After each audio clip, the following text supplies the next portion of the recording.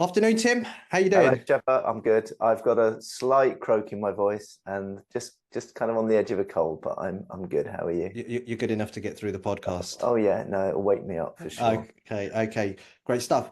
So we're into what we're hoping will be episode three. Still to be decided, but if we're looking at this as conversation three, episode three, last week we started to unpack this problem of money and the three branches that we've sort of alluded to that come out of this problem. And the first one was how it shows up with this idea that all good things come from money or achieving a certain number. So this idea of pursuit, I think that was the sort of the basis of our conversation. Mm.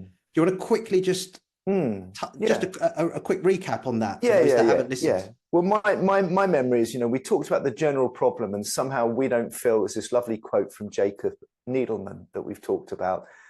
Somehow, whether you've got it or whether you haven't, it's hard to feel truly free in your life to kind of go where you need to go, follow your passion, follow your creativity, whatever that means. Money somehow becomes a problem. And the first thing we said was that's not as simple as just whether you've got it or not. We talked about that a lot. And then you asked me to break down, well, how does this problem show up? And the one we dived into last week was this view that most of us have and is widely kind of in our culture and our media and our peers and our family, for the most part, that somehow if I can get the number right, if I'm earning enough or I've got enough savings, or I've got enough pension or something, that's the thing that unlocks what I really want in life. I'll get to feel secure, or I can do what I want, or I'll be successful. So that was all wrapped up in what you called the pursuit of money. And what we were really saying last week, and we broke it down into a few different patterns, it's like we believe it's true, it seems so obvious, but actually there's some deep unconscious kind of confusion or emotional entanglements. So if we're not careful, we can live a whole life just trying to get the number right or bigger before we feel really able to live. And that's what we were really looking at last week. Yeah, great summary. And I think that also that takeaway that you gave at the end was quite interesting, just to sort of look at the list of the things that we think we're going to get when Right. we finally achieve that number. Yeah. And being a bit curious as to, have there been times in our life when we've actually experienced those, and what did that have to do with money? So if anyone wants a practical exercise, go back to sort of the last conversation and at the end, just doing that exercise, I think, is really insightful and can give you a few aha moments. But we know that there's an opposite to what you've just described, which is that, let's call it the bad stuff, that's associated with the number, and so let's just dive into. Okay. So I think I said at the beginning of the last conversation, there are three main patterns. And then, of course, each of us does these in a combination very uniquely. And I'm sure we'll get into that in the weeks to come. Last week, we looked at the fundamental pattern if I'm in pursuit of money, as we said, because I think that's going to unlock. I think most people do that. And as I said, that's widely educated in society and culture. And, most of us think we're being sensible, upstanding people if we're in pursuit of money. It seems obvious. Okay, there's another one, which I reckon most people listening to this might seem less obvious, but I would encourage anyone listening just to kind of notice or be curious. And I'll also, as I come on to, I think it's particularly prevalent in certain subcultures in society. So what is that? Well, if last week we said I pursue money because I think getting the number right will make me happy, successful, free, creative, secure, etc., powerful, I'm going to try and chase that number. But there's also a lot of ideas around in society, or some groups, that actually money is this really bad thing. Money is the source of all the problems in the world, or money is what the greedy, horrible people go for, or money is the source of conflict, or there's this kind of famous passage in the Bible, often misquoted, where people will tell you money is the root of all evil. And you know, I'm not a Bible scholar, but I think the passage is not money is, but the love of money. It almost like going back to last week. It's this kind of relentless, unconscious pursuit of money that creates the problem. But a lot of people, some of them consciously, and that's in certain subcultures, but quite a few of us unconsciously, maybe we say we want money, but we actually feel a bit guilty if we get lots of money. Or maybe there's possibly money comes to us and we win something, we inherit something, and then we feel a bit, we don't, again, back to Jacob Needleman, we don't feel free. We feel a bit weighed down or a bit guilty or a bit awkward or a bit embarrassed. Or maybe we look at the world and we think money is the problem and it's the big rich people who are screwing over the world. If we look at the overarching story, it's like, as you said, there's a whole load of, let's call it negative judgments that also get tied up with money.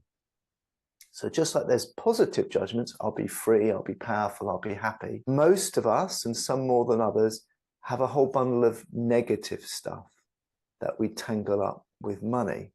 And so if, consciously or otherwise, if there's a big bit of me that thinks actually money is a source of conflict, or it's embarrassing, or it's dirty, or it's associated with greedy, horrible people, what is the basic money movement you might think I'd be doing? Well, I mean, this is definitely one that I've personally, should we say, suffered with, I think is actually the right word. It was suffering, and probably only recently, I'd say in the last few years, emerged from it, but still it has its traits, or the residue, shall I say, still remains, even, you know, the work that we've done together and just my interest in this topic.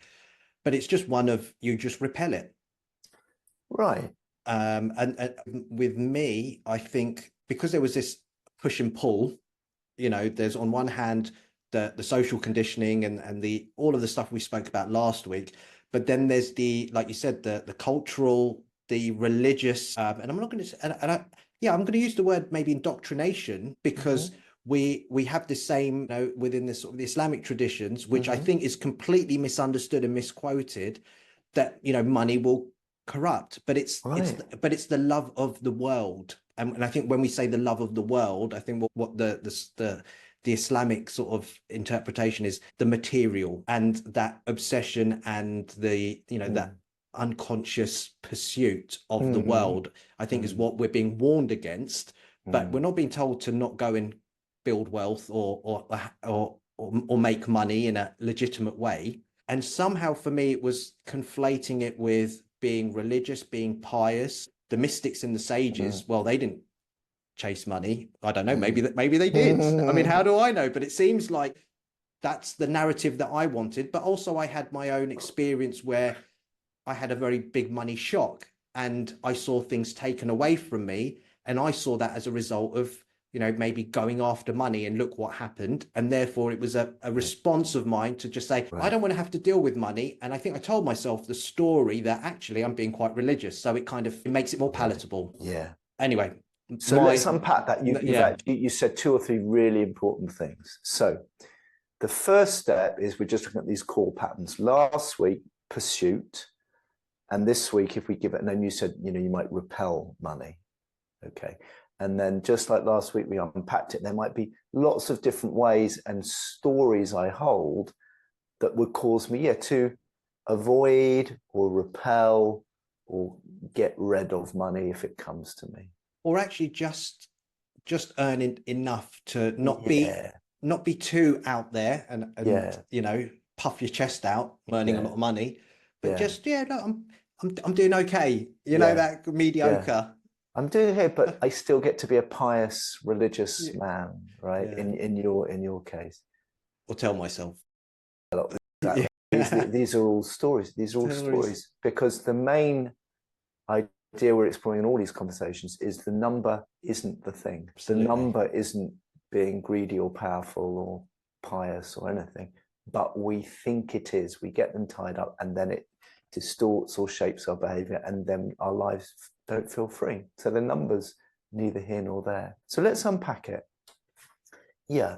So one idea I might have is what I think of as a spiritual religious idea might be my interpretation of some religious view or what I've picked up from my culture or my faith community. And exactly what you say. So in your kind of faith, was it that it's a bit corrupting, or that it's associated with greediness, or just not holy, that you can't kind of get to God through that way? Yeah, I don't know where I picked it up from. I think there is this constant reminder in it, around, don't chase after the world, don't chase after material. It's like, a bottomless pit. It's a never-ending pursuit kind of thing, and it's just warning you, I think, of becoming. It's a warning. I don't think, but the thing is, I think that the message that comes from the pulpit often is not a balanced one, and therefore I think it's. And then also, you take Asian culture, it's taboo to talk about money, don't show off, this sort of stuff, and it just becomes a bit of a a hodgepodge of kind of different things, and you end up and you just think, actually, do you know what, it suits me to just not deal with it, and I'll kind of keep it at arm's length, and not go after it. So let's break that down. Hodgepodge is actually a great word, because what happens if it's true, which is what we're exploring, that a whole load of kind of emotions and human experiences get sort of entangled with money, and we don't know that that's what's happened. It's not conscious, and they drive our behavior.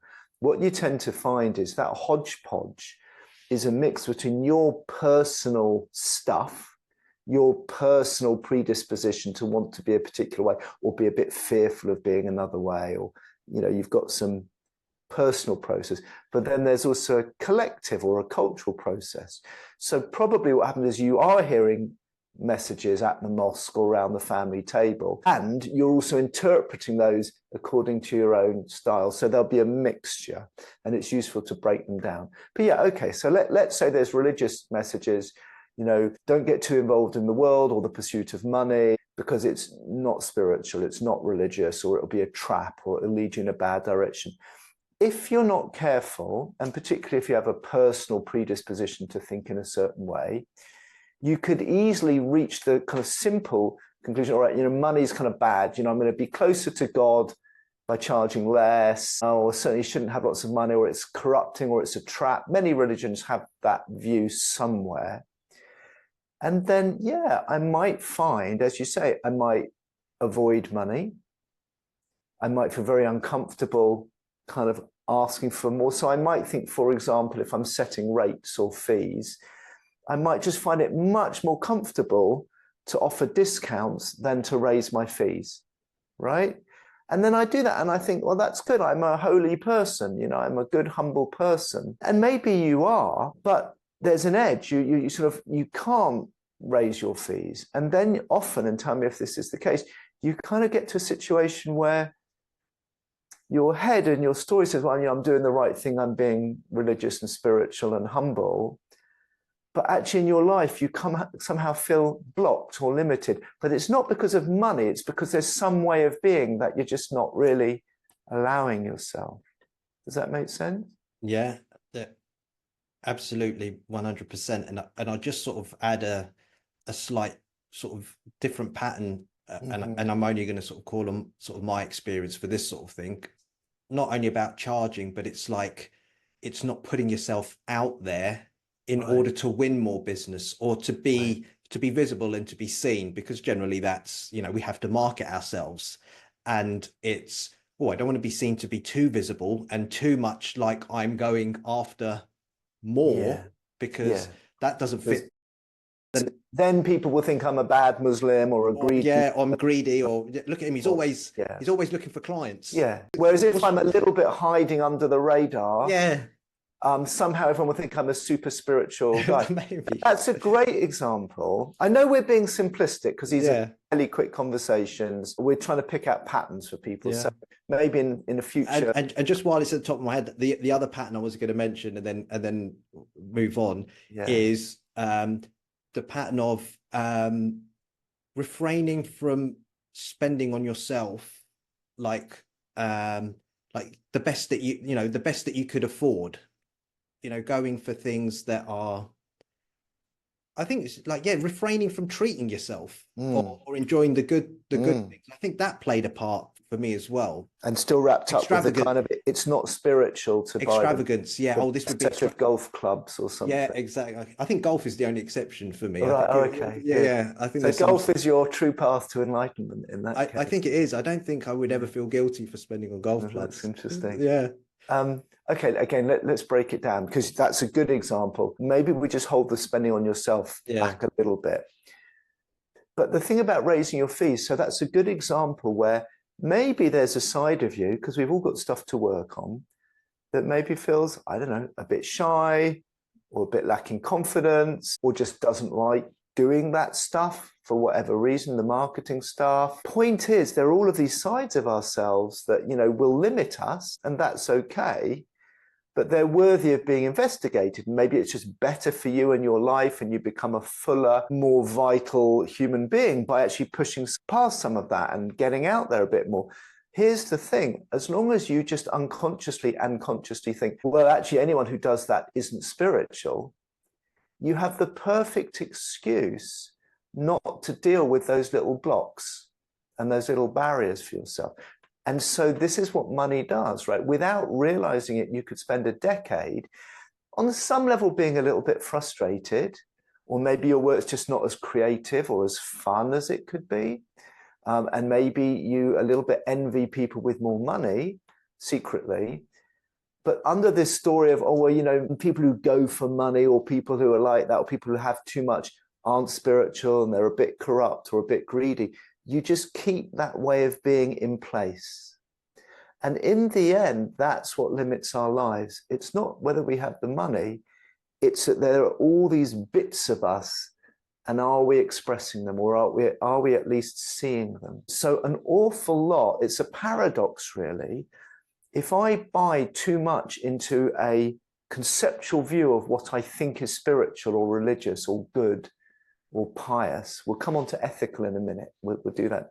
But if I have a fixed story, it can often lead me into a kind of rigidity around money and around going for stuff. And I think if religion or spirituality is anything, it's actually becoming whole. Carl Jung famously said, I would rather be whole than good, right? In other words, if we're going to become one with God, I mean, I can't speak for your tradition, but surely that's about becoming the fullest version of ourselves, or the fullest version of who we naturally are, without lots of kind of barriers or judgments, or all of this sort of stuff. So again, we can go deep here, but coming back to money, if I'm avoiding something around money, charging more, putting myself out there, opening to money, as well as creating a money problem, I'm actually avoiding some part of my life that I don't want to look at or deal with.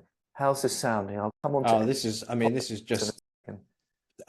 literally, I think, as we've spoken, this was my pattern for, you say a decade, I would say mine started in my sort of early to mid 20s.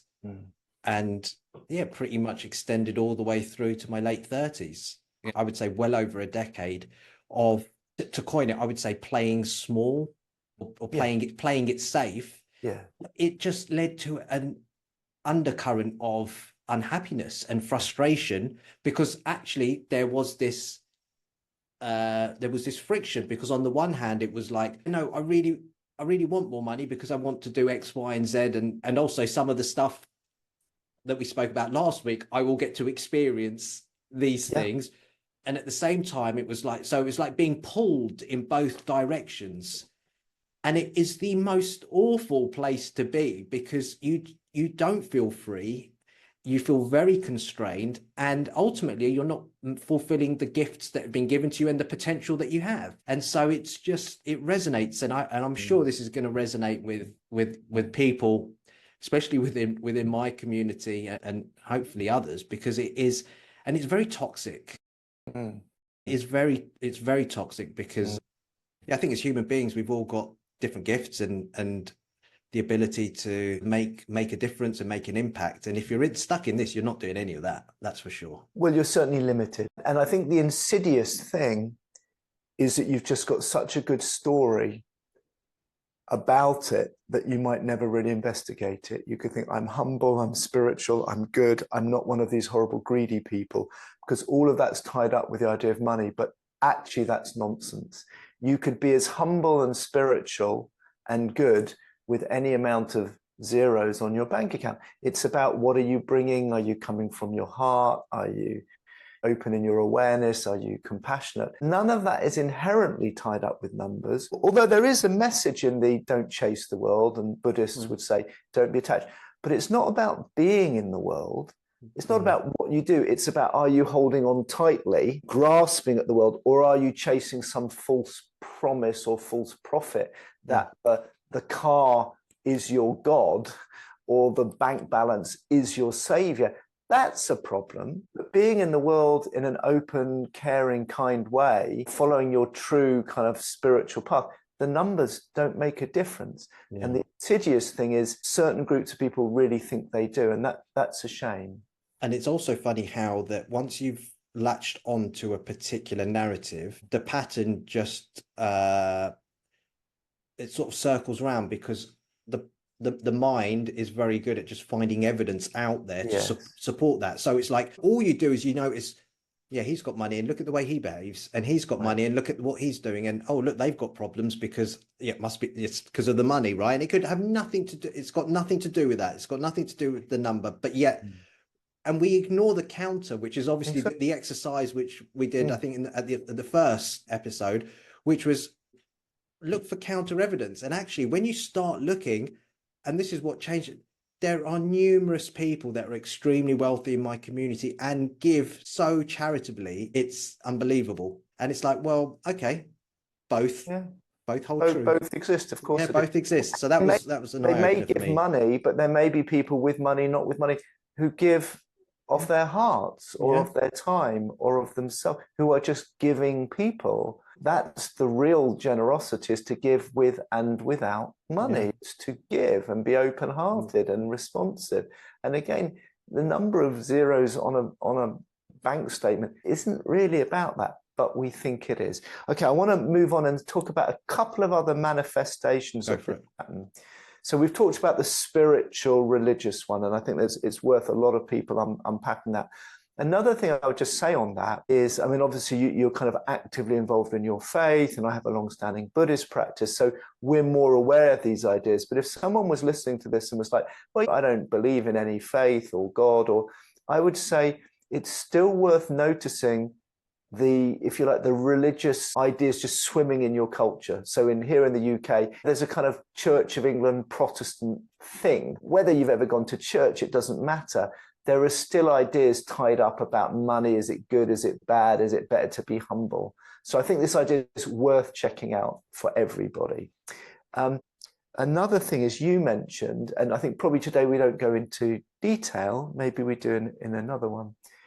You said something quite traumatic, or you had a painful experience with money or something at early 20s, I can't remember. And again, that sort of fed into this. So without going into that, what I want to say is that can also be a reason that we end up thinking money is bad. So if in our lives, let's say mum and dad just used to have lots of rows about money, that can happen. Or let's say, I don't know, we had lots of money and then we lost all the money. And then my dad had some problems, or these are very common. It could be quite easy for us to go, oh, money is a source of conflict, or chasing after money always leads in disaster, always ends in disaster. So we can have, as well as this sort of cultural, spiritual, religious view, a little bit money is bad or a problem. We can have events in our lives that they were just things that happen, right? And as you say, there are counterexamples, but somehow to us, because of our psychology, we interpret them as a way of like, oh, money, oh, I don't want to ever have too much, or it's a problem, etc. So I wanted to point that out as well. You were smiling. Was there anything you wanted? Well, I mean, the sort of, that's the second I'll say that's the second ingredient into my money hodgepodge, is the fact that, yeah, we went through a very difficult period. I'm sure a lot of people have experienced, a parent, going after a certain sort of business venture, it goes bad, you end up losing a lot of money, and in our case it ended up in losing our family home. So at the real extreme, it's like, and a lot gets tied up in losing a family home, because that is quite sort of traumatic from sort of many, for a real shock. And that kind of just reinforces going after money is just not a good idea, because what happens if you try and go, if you try and be greedy, if you go after too much, because we were comfortable, right? There was no issues, but obviously Dad saw an opportunity. He went for it. He went, and it didn't materialize, and that happens. And so then you look at that situation and you think, bad move. Go for it. Don't go for it. Take the risk. Be content with what's wrong with being content? And you're religious, and you're being religious at this, like, it's like 2 in 1. So So the thing to notice again, so in general, people could look, if you've got things that have happened in one's past about having more money, or maybe people inherited and then the whole family falls apart or something. So there can be many reasons why, to us, we might think money is a source of conflict, or in this case, really going for money is a source of heartbreak. What's important when you were starting to do it is to notice someone else might have had the same experience and taken a very different meaning. They may have said, oh my God, I'm going to need to work hard, be more successful than my dad to buy a house, because we lost our house and I felt really insecure. So this goes back to last week. For some people, that's all about, oh my God, you need money for security. The meaning you took from it, for whatever reason, was it's all right just to be okay. You shouldn't really go for it. That way leads disaster. So again, we have this interrelationship between our family, our culture, and what we might say is our own karma, or our own lessons we have to learn in life. The lessons you take from that will be different from other people, which again tells us it's much more about our mindset than the number itself. Yeah. So there's a trauma, those traumatic events. Okay, and then the one other thing I think I want to cover as part of this is we've talked more about the spiritual religious side. I noticed very similar thinking in kind of progressive left-wing green politics, and I've had a big background in that. I think it's very similar to the kind of spiritual religious thing. So a lot of people who might not think it's for them about religion or spirituality, but nevertheless, they look at the world, they go, the world's in a terrible mess. We have climate change, we have unfairness, we have social inequality, and they're right. And those things are problems, and we should definitely do stuff about that, 100%. But again, what they can do is kind of think, all the bad guys and the people who are screwing over the world and the people who are really the cause of all of this terrible suffering and problems are also the people who have the money. The capitalist system, the people who do well out of the capitalist system create the problems, or the system itself. Now, as a political analysis, or just kind of a dispassionate view, sure, there's a lot of truth there. Let's say there's a lot of truth. It would be great to balance things. It would be great to either replace or massively shift capitalism. So no problem with that. The problem is if you're unconsciously tangling up all of your pain around what's going on in the world, and your anger, and maybe your own feeling of being in some way excluded from that, all of which is reasonable. But unconsciously you're thinking, money is doing that. Then again, you may have an idea that money is this terrible thing. It's the source of all the problems. Money is wrapped up with all the unfairness in the world. You're not thinking humans are unfair. Humans throughout history do horrible power trips, and humans can do wonderful things with each other, but can really be horrible to each other. That's part of the human condition. But instead of seeing that and being able to work actually with all of those parts in yourself, you're just like, oh no, it's the bad guys, the capitalists, the bankers. I'm good. I'm one of the righteous ones. I'm ethical. And the downside of that is, you might not be doing the inner work to deal with the part of you that's also unfair or corrupt, which I would argue is important. But also very often, because again, if I think money is tied up with all the problems in the world, I might repel it unconsciously. And then if I am setting up an NGO or a campaign organization or a project or just trying to do stuff to change things, without realizing it, I'm part of a system where there's never quite enough resource, there's never quite enough money, we're all burnt out. Now, again, I'm simplifying, and this is complex, but I have seen that pattern many, many, many times. So the paradox is I might be setting off to do really good things in the world, politically, culturally, socially, and it might be really important for those things to grow and flourish. But if I'm repelling money because I'm convinced that's part of the problem, I can fall into a trap where my own project or organization just is always struggling. And then I don't blame my own psychology for that. I don't blame my own blind spot. I take it again as proof that the world is this terrible, unfair place. So I think this is really important for people trying to do progressive work, to explore their own relationship to money inside of them, not just out in the world. I think that's great. Great place to sort of start wrapping up. And so, we've looked at three very, very different, but also similar, similar. The thread runs through them all. It's just the religious, spiritual, the traumatic experience, or it could even be sort of like passed down generational kind of language as well. And then the last one, which is the sort of the countercultural left wing, even broadly speaking. I mean, we can get into that. We could do a whole episode. That's another episode. There's sort of left wing, but there's also almost a beyond left and right, but there's a whole kind of ecological collaboration, which I have a lot of sympathy for and think it's great.